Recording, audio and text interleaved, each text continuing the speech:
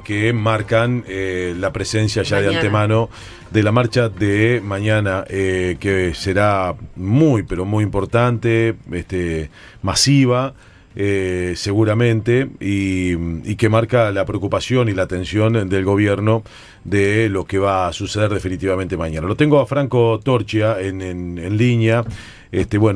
Todo el mundo, ustedes los conocen, Un así que capo, los saludo Franco. ya a Franco, que anoche estuvimos compartiendo ahí en Duro de Domar, y la verdad que fue un placer escucharlo en cada una de sus definiciones. Franco, ¿qué tal? ¿Cómo te va? Buen día.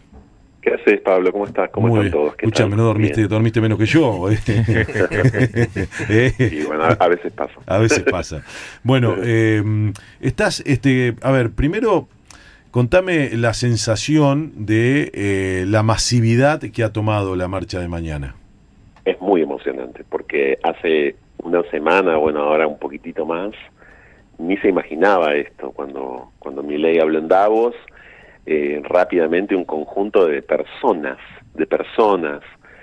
se juntaron, como bien sabes, en Parque Lezama el jueves pasado a eso de las 7 de la tarde, realmente en tiempo récord, tratándose de enero, jornadas de muchísimo calor, como son estas, ¿no? Muchas personas de vacaciones. Bueno, además en el sur de la ciudad, no cualquiera vive en el sur, digo, en ese caso fueron 200 personas ese mismo jueves, y ahí se tomó la decisión, como probablemente sepan ustedes también, de volver a juntarse en una asamblea ya sí más grande del sábado pasado, que reunió a 5.000 personas en Parque Lezama. Una organización de realmente de tiempo récord, sobre todo para la historia de la diversidad sexual, digamos, ¿no? Desde la democracia esta parte no se recuerda algo semejante. Y el hecho de que a lo largo de 8 días ya se hayan acoplado tantos sectores, tantas personas, se esté replicando en tantas provincias y no sé si vieron, pero además en tantas capitales y ciudades del mundo. A mí me acaba de llegar el flyer de lo que va a ser la marcha mañana en Ginebra, en Mirá. Suiza, Ajá. para citarles una cultura y una ciudad que uno a priori no relacionaría con una movilización social, digamos, ¿no? Bueno, va a pasar lo mismo en Nueva York, en París, en Madrid, en Lisboa, repito, en todas las provincias de la Argentina prácticamente. Hay un mapa interactivo que está en redes y es realmente muy asombroso porque hay ciudades grandes o ciudades un poco más chicas de la Argentina que también tendrá su marcha, y como me gusta decir a mí, en algún punto sorprende y no, porque cada uno de nosotros como personas LGBTIQ+, de algún modo es una marcha en sí misma, porque desde muy temprana edad nos acostumbramos a pelear por nuestra subsistencia, a veces en contra de nuestra familia, a veces porque el maltrato en la escuela es total, a veces porque en el sistema de salud el maltrato es permanente, a veces por los amigos de la cuadra, por el trabajo, por los familiares lejanos, por, no sé, digo, por la policía.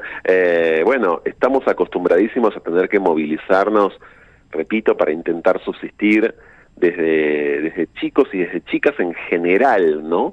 Hay vidas un poquito más resueltas o un poquito más fáciles que otras, pero en general tenemos que pelear. Hay una generación también que tuvo que pelear menos, y yo creo que eso en parte explica no solamente, por ejemplo, una adhesión hacia la figura de Javier Milei, el voto a Milei, ¿no?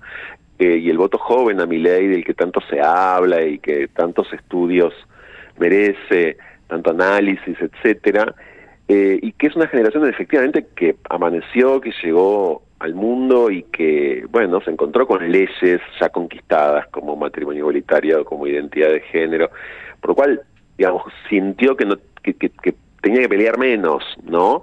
Porque había habido una generación entera que ya había peleado y mucho, y que había dejado la vida, en nuestro caso también, en esa pelea. Bueno, creo que esa generación, no digo que en su mayoría, pero muchos y muchas de esa generación está despertando también al hecho irrefutable de que como personas gays, lesbianas, trans, cada tanto la historia nos impone esta necesidad de tener que volver a pelear.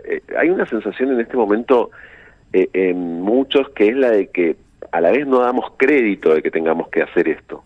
Se imaginarán, o sea, no podemos creerlo. O sea, volver a contar cómo son nuestras vidas, por qué llegamos tarde, gracias a que así lo decide el poder, al acceso concreto a determinadas posibilidades, a determinados derechos, por qué no somos delincuentes.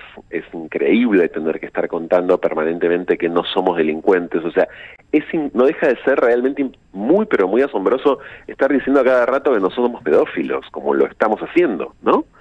No solamente no somos pedófilos, si se me permite, sino que además, por supuesto puede haber algún caso, es lo que hizo Milei, tomó un caso en millones y lo transformó en una máxima universal. Bueno, no solamente no somos pedófilos, sino que a la vez también nosotros, por ejemplo, los niños maricones, como el niño que era yo cuando era chico, justamente por ser maricones éramos abusados. Yo 2 veces en mi infancia fui abusado, y las 2 veces en las que en mi infancia yo fui abusado sexualmente, fui abusado porque se encargaron mis abusadores de decírmelo precisamente por ser maricón, porque el abusador siente a veces allí la pulsión de cambiarnos, ¿no? De la obligación de enderezarnos, de curarnos, o sencilla y brutalmente de humillarnos por ser maricones o por ser lesbianas, ¿no? A las mujeres consideradas machonas por muchos les pasa esto muy a menudo también, y siendo niñas. Entonces, el nivel de injuria, por supuesto la gravedad, yo diría la ira contenida y ya no tan contenida, porque se va a ver mañana en la marcha, que generaron las palabras de Milei, van a determinar que mañana sea una jornada absolutamente histórica. Franco, buen día, te saluda Ariel Sack. Hola, Ariel. Tenía previstas otras preguntas, pero voy a empezar por lo que acabas de decir, porque la verdad es impresionante. Tenés una capacidad de divulgar que es increíble. Decías recién, hablabas de las características de los abusadores. ¿Vos ves alguna de esas características en el discurso de Javier Milei? Abuso verbal sí, ¿no? Por supuesto no físico, no sexual, no tengo ninguna herramienta para inferir nada, porque además en lo personal no creo en la tipología de los delincuentes, digamos, ¿no? A la manera, qué sé yo, del hombroso. No creo que haya un perfil concreto o una caracterología o un estereotipo, digamos, ¿no? De delincuente, no. En ningún plano, con ningún delito, no creo en eso. Sí creo que, por supuesto, hay un abuso verbal permanente en la palabra presidencial, hay violencia verbal permanente, no soy nada original en lo que estoy diciendo, ustedes lo deben haber ya pensado y abordado 90 millones de veces, ¿no? Esto arrancó con zurdos de mierda, pero también en relación a la población LGBTIQ+, esto arrancó antes. El presidente nunca dejó de insistir en usar la injuria y me voy a permitir citarlo, ¿no? De la rotura del culo, de te rompen el culo, de la vaselina, de la analidad, ¿no? La insistencia permanente en la analidad, en el culo, forma parte del discurso del presidente desde hace muchísimo tiempo, por lo menos desde que lo conocemos públicamente y no era presidente. Luego cuando fue diputado, desde que asumió como presidente, todo el tiempo insistió en esto. Un día posteó, ustedes lo recordarán, en Instagram, mucho sexo gay, ¿no? Como el sexo de la cárcel, asociando el sexo de la cárcel y la delincuencia, por ende, al sexo gay. A ver, las señales eran muchísimas, más que señales, eran mensaje directo, digamos. Obviamente Davos fue un punto excesivamente cúlmine, ¿no? Fue, yo diría, todas las gotas que rebalsaron todos los vasos, ¿no? Pero esto ya estaba en la palabra presidencial. Lo que ocurre es que en general, claro, ¿quiénes le prestábamos atención? Bueno, sectores concretos como el nuestro, como algunos otros, pero en general, bueno, a nadie irritaba. Que haya molestado como molesta en este momento, es también, si se me permite, y no lo digo por mí, lo digo en general, una especie de mérito nuestro, porque en tiempo récord se armó una asamblea, repito, y porque en tiempo récord logramos que muchas personas de nuestro país y personas de nuestro país que viven en otros países del mundo, como ya dije, entendamos que acá estamos marchando por algo que ni más ni menos es la pelea de una vida. ¿A qué me refiero con la pelea de una vida? A que nos remonta a cómo hemos tenido que pelear siempre. No somos las únicas víctimas, esto también lo quiero dejar claro. No somos las únicas víctimas de esta sociedad y de este momento en la Argentina. Son millones las víctimas de la violencia, de la escasez, de la pobreza, de la indigencia, de los recortes. No somos. Ahora, Milei arrancando del Estado las instituciones que justamente a nosotros, de algún modo, aunque funcionaran a veces muy mal, eran las instituciones como el INADI, como el Ministerio de Mujeres, que de alguna manera, bueno, estaban pensadas para esta parte de la población. Si funcionaban, repito, bien o mal, es otra discusión que cuando quieran la podemos tener, no tengo ningún problema. Ahora, me pregunto por qué, le pregunto a la audiencia, por qué Milei cuando arranca, las primeras personas que echa del Estado son las casi 200 personas trans que con pésimos sueldos estaban trabajando en el Estado sin más que un contrato precario. Por la ley, no porque se le había antojado a Alberto Fernández, sino por la ley que había sancionado el Congreso. Porque las primeras echadas fueron, digo primeras porque en general eran las mujeres, 200 mujeres trans. ¿Por qué el primer organismo en ser desmantelado fue el INADI? ¿Por qué el primer ministerio, cuando está lleno de ministerios que no funcionan, el primer ministerio a ser cerrado fue el Ministerio de las Mujeres? ¿Por qué? Bueno, había ya un programa concreto. Entonces, este es en el arco narrativo, este es el episodio, repito, cúlmine de un programa de acción concreto. Lo que pasa es que ahora estamos saliendo a la calle para defender ni más ni menos que nuestras vidas. Es decir, esta es una marcha pro vida, si me permiten. Es decir, esto es pro vida, esto mismo es pro vida, porque hay personas preocupadísimas. Ayer en un comunicado en redes sociales, una asociación importante de adolescencias trans, como es el TG, hablaba del terror con el que están viviendo hoy un montón de adolescentes trans, porque tienen que volver a la escuela dentro de poquito, y tienen un miedo atroz. Entonces, la palabra presidencial tiene estas consecuencias. Qué bárbaro. Impecable, la verdad que nos haces un viaje de reflexión, de compromiso, de tantas cosas de lo que estamos sucediendo, de lo que estamos viviendo, porque todo pasa tan rápido, ¿no? Menos este tema. Este tema el gobierno no lo pudo tapar, no lo pudo sacar, Ariel. Yo quiero preguntarte, Franco, las características que va a tener la marcha de mañana. Entiendo que no va a haber documento, entiendo que no va a haber orador principal. Te lo quiero preguntar porque hasta acá, si fuese así me parece que es una decisión muy inteligente, hasta acá todas las decisiones que se tomaron en relación a lo que va a ocurrir mañana fueron de un nivel de inteligencia superlativo que hace que el gobierno, como decía recién Pablo, no pueda sacarlo de la agenda. Por ejemplo, primero la victoria narrativa. Milei hubiese querido decir que mañana marchaban los pedófilos y los zurdos hijos de puta, pero marchan los antifascistas. Tomá, andá a sacarla de adentro, ¿no? Es imposible responderle a eso. Segundo, hubiesen querido que la reacción fuera por redes sociales y de la dirigencia política partidaria. No, fue de las bases y en la calle. Entonces, cada decisión que están tomando no la pueden dar, no la pueden revertir. Por eso te quiero preguntar cómo es lo de mañana. Mira, es eso como decís. Históricamente la Marcha del Orgullo, que ustedes saben que se hace en noviembre cada año, y que, perdón, el año pasado fue récord, porque la marcha más importante contra Milei fue el año pasado la Marcha del Orgullo, en noviembre, el primer sábado, con 2 millones de personas. Milei no había logrado que 2 millones se movilizaran hasta nuestra Marcha del Orgullo. Es decir, esto venía desde antes. Insisto con esta idea, ¿no? Esto arrancó antes. 2 millones de personas en noviembre, mañana a las 4 de la tarde, desde Plaza de Mayo a Congreso. Ese es el recorrido exactamente contrario que se hace en la Marcha del Orgullo. Al revés, perdón. Se sale de Plaza de Mayo y se va a Congreso. Y bueno, mañana justamente se hace al revés, porque el mayor foco de violencia hacia todos nosotros está en Casa Rosada. También está en el Congreso, pero el Congreso debería estar trabajando mucho más de lo que está trabajando en este sentido. De todas maneras, la semana que viene hay reunión de la Comisión de Género y Diversidad, que está integrada por más de 30 diputados, que no quisieron hacerla esta semana, según me contaron, para no opacar la marcha, pero la semana que viene van a pensar acciones en la Cámara de Diputados, esto se los cuento de paso. Pero independientemente de eso, yo creo que sí, que hay decisiones muy inteligentes. Ustedes saben que había una discusión en redes y en las asambleas sobre justamente la cuestión antifascista, discusión que desapareció cuando el presidente hace horas nos trató de fascistas.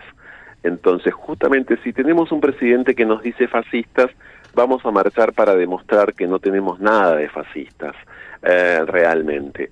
También quiero decir que al igual que en la asamblea del sábado pasado, es probable que mañana haya infiltrados. Esto tenemos que saberlo. Esto tenemos que saberlo y además lo tiene que saber la gente, la audiencia, ¿no? Probablemente el gobierno se encargue de mandar youtubers personajes que traten de generar conflicto. Muy probablemente ocurra. A la vez, en la marcha concreta de la ciudad de Buenos Aires, porque repito, son muchas, y yo no soy porteño céntrico, obviamente la de la ciudad va a ser la más importante y la más vistosa, pero va a haber marchas, insisto, en todo el país. Jorge Macri, como ustedes saben, también se manifestó y criticó, creo yo, como corresponde a Milei. Para mí también lo hizo tarde, pero lo hizo y fue el primero, como de los políticos conocidos, digamos, y con puestos importantes, en manifestarse. Yo creo que eso deriva en que la policía de la ciudad de Buenos Aires en el día de mañana va a actuar como corresponde, que se va a comportar y que va a brindar protección. Quiero creer que esto va a ser así, y la información con la que contamos es que esto es así. Ojalá sea efectivamente así, ojalá realmente. Pero también lo que va a ocurrir mañana es que más allá de los políticos, del activismo LGBT, va a haber muchas personas y muchas familias. Yo no sé si ustedes están viendo o no, pero en redes sociales aparecieron de vuelta los relatos de cómo están conformadas muchas de las familias de este país, que no están conformadas por un padre y una madre, una nena y un nene, ¿no? Uh-huh. Es decir, lo que se denomina en general familias diversas, que son muchísimas, o familias monoparentales, en fin, o familias de 2 hombres, 2 mujeres, con hijos adoptivos, etcétera. Por supuesto que hay muchísimas a lo largo y a lo ancho de la Argentina, y están muy, pero muy entreaplomadas y rabiosas, con muchas ganas de marchar, porque, bueno, precisamente en esos hogares la indignación en general en este momento es absoluta. Repito, la cuestión directa de la asociación entre homosexualidad y pedofilia, y el ejemplo que dio Milei, que es el ejemplo de 2 delincuentes, sin dudas, que no tengo ninguna duda de que son delincuentes, pero al haber aplicado ese ejemplo de 2 padres gays, bueno, repito, esto molestó, cómo no iba a hacerlo, en muchos casos. Y otro antecedente que hay de esto, que lo vimos en acción en el gobierno, cuando todavía no era gobierno, pero Milei ya tenía su partido político y sus militantes, es lo que se hizo con las asesinas de Lucio Dupuy. ¿Qué se hizo con las asesinas de Lucio Dupuy? Se nos contó que eran asesinas y abusadoras de un niño por ser lesbianas. Uh-huh. ¿A ustedes les parece que eso era exactamente así? Cuando hay un infanticidio en la Argentina casi por día, es decir, matan a un niño, a una niña por día de manera muy frecuente en nuestro país, y no la matan necesariamente 2 lesbianas. Ahí creo que muchos y muchas vimos venir esto que está pasando. Pues todo el tiempo había ejércitos en las redes sociales que nos decían que esas, repito, 2 asesinas que perpetraron un crimen aberrante, como el crimen de Lucio Dupuy, eran criminales por ser lesbianas. Bueno, después nos sorprendimos cuando hace un año incendiaron a 4 lesbianas en una pensión en Barracas, o hace horas en Cañuelas intentaron quemar la casa de 2 mujeres.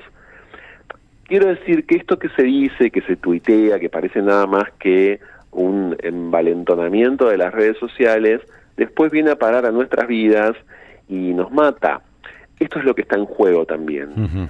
Que un presidente diga ser homosexual es ser pedófilo, luego habilita que eso mismo sea dicho en escuelas, en instituciones, en empresas, en un kiosco, en un camión donde trabajan tipos. Y si esto mismo es lo que nunca cambió en el fútbol. Ayer un colega me hablaba de lo que siguen siendo los cánticos en las canchas de fútbol, que son los de Milei, el culo, te rompo el culo, te rompo el culo, te rompo el culo. Bueno, imagínense que el fútbol nunca cambió en esto, y ahora tenemos al fútbol y a Milei.